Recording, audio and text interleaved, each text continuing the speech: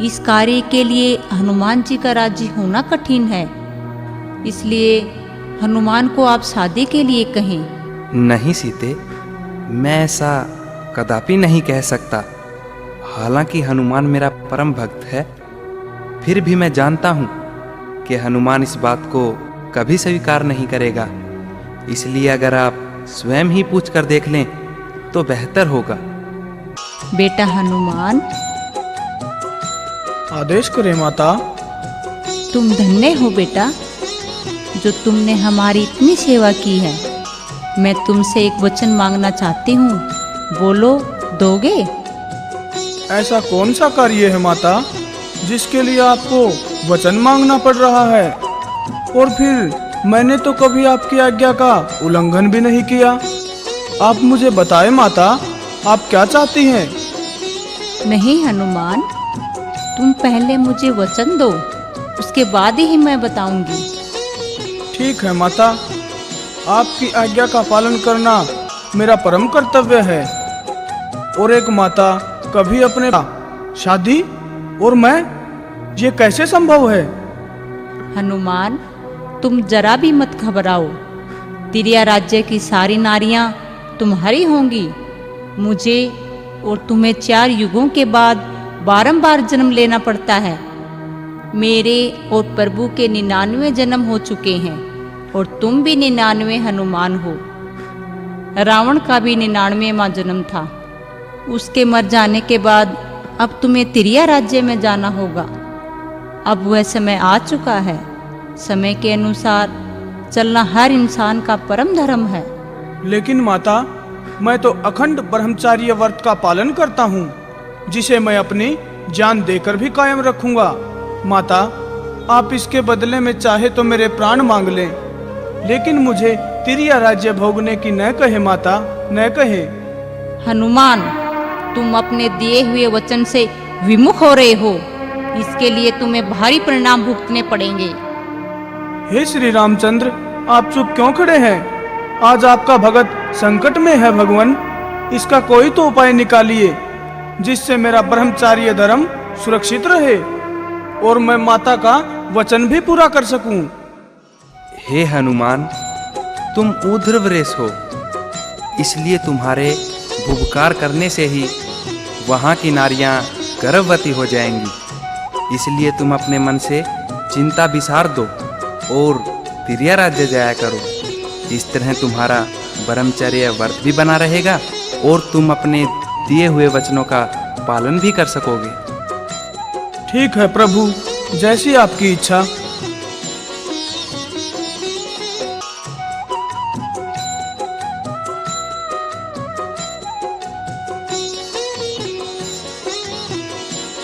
तो मच्छंदर नाथ जी, इस प्रकार मैं श्री रामचंद्र जी के कहने पर तिरिया राज्य में गया, जहाँ की रानी मैनांकिनी है। रानी मैनांकिनी ने मुझे वहाँ पर स्थायी रूप से रहने के लिए विवश किया, लेकिन मैंने उन्हें वचन दिया कि एक दिन यहाँ पर योगी मच्छंदर नाथ आएंगे, जो साक्षात कवि नारायण के अवतार हैं। अतः अब आप वहाँ पहुँचकर रानी की मनोकामना पूर्ण कर राज्य सुख भोगो। ऐसी भामिनी देवताओं को भी मिलनी मुश्किल है। हे हनुमान जी, आपका कहना उचित है, लेकिन मैं भी तो ऊर्ध्वरेश हूँ और मेरे तिरिया राज्य में जाने से मेरा ब्रह्मचार्य व्रत खंडित होगा और दुनिया भर में नाथ संप्रदाय की बदनामी होगी। इसलिए हे हनुमान जी, ये पाप कर्म आप मुझसे न करवाएं।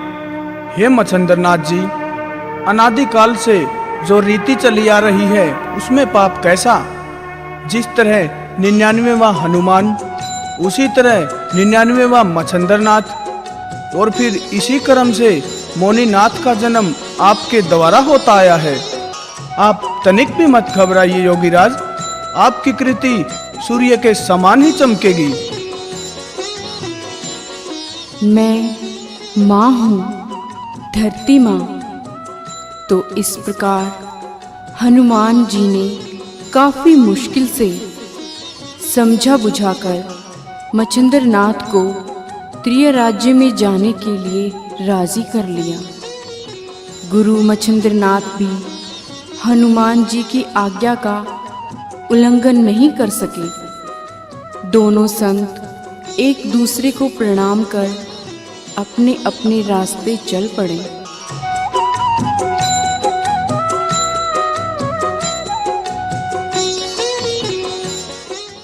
उधर बालक गोरख घने जंगलों में एकांत स्थान पर आसन लगा मन ही मन ओम नमः शिवाय का जाप करने लगे।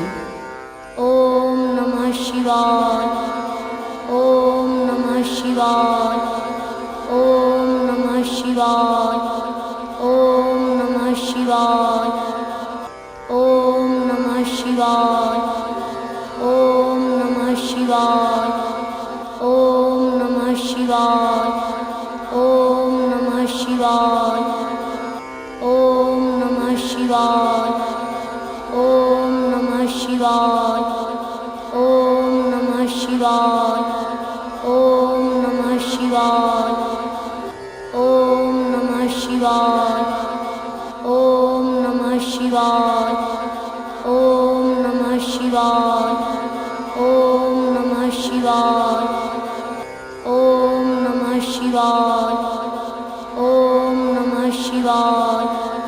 ये जाप करते करते वर्षों बीत गए। ओम नमः शिवाय, ओम नमः शिवाय, ओम नमः शिवाय, ओम नमः शिवाय, ओम नमः शिवाय, ओम नमः शिवाय, ओम नमः शिवाय, ओम नमः शिवाय, ओम नमः शिवाय। अब तो उनके मन से निकली हुई ओम नमः शिवाय की गूंज पूरे ब्रह्मांड में गूंजने लगी। ओम नमः शिवाय, ओम नमः शिवाय, ओम नमः शिवाय, ओम नमः शिवाय, ओम नमः शिवाय, ओम नमः शिवाय, ओम नमः शिवाय। इंद्रदेव इससे कुछ ज्यादा ही परेशान हो रहे थे, क्योंकि उनकी तो हमेशा यही सोच रहती थी कि कोई जब तप करता है तो वह केवल इंद्रलोक को पाने के लिए ही करता है। ओम नमः शिवाय, ओम नमः शिवाय, ओम नमः शिवाय, ओम नमः शिवाय, ओम नमः शिवाय। हे अग्निदेव, मैं पागल हो जाऊंगा। इस ओम नमः शिवाय की गूंज से पता लगाओ ये कौन है जो इतनी कठोर तपस्या कर रहा है। वो हमने पता लगा लिया है देवराज इंद्र। तो जल्दी बताओ ये कौन है। इसकी ये वाणी हमारे कलेजे को छलनी कर रही है। हे देवराज इंद्र, ये तपस्या पृथ्वी लोक पर योगी मच्छंद्रनाथ का शिष्य गोरखनाथ कर रहा है, जो बाल्यावस्था से ही तपस्या पर बैठा था और अब युवावस्था में है। इस तरह कई वर्षों से बिना कुछ खाए पिए ही ये ओम नमः शिवाय का जाप कर रहा है। क्या इतनी कठोर तपस्या? लेकिन इतना कठोर तप करने का उसका प्रयोजन क्या है? ऐसी कौन सी वस्तु है जिसे वो पाने के लिए भगवान शिव की इतनी कठोर तपस्या कर रहा है? नहीं देवराज इंद्र, हम इस बात का पता नहीं लगा सके कि उनकी तपस्या करने का अभिप्राय क्या। देवराज, उनकी तपस्या तो लगता है कि उनकी भगवान शिव से कोई दुर्लभ वर मांगने की मंशा है। जैसे जैसे जैसे क्या अग्निदेव? रुक क्यों गए? जैसे से तुम्हारा क्या अभिप्राय है? तुम क्या कहना चाहते हो? दुर्लभ वर में क्या हो सकता है जो वो भगवान शिव से मांग सकती हैं? अक्षमा करें देवराज इंद्र, दुर्लभ वर में स्वर्ग लोक का सिंहासन भी हो सकता है। अग्निदेव, बोलने से पहले कुछ सोच भी लिया करो। हम देवराज इंद्र हैं, हमारे होते कोई और यहाँ का अधिपति नहीं हो सकता। हम अभी सेना के साथ गोरखनाथ पर चढ़ाई करते हैं, उसकी तपस्या भंग कर देंगे हम। ये क्या देवराज, इतने छोटे से कार्य के लिए आप क्यों कष्ट करते हैं? फिर गोरखनाथ का अभी तपस्या करने का प्रयोजन भी नहीं मालूम। ऐसे में आपका सेना के साथ चढ़ाई करना कहाँ की समझदारी है देवराज? इस तरह तो पूरे समाज में आपकी प्रतिष्ठा धूमिल ही होगी।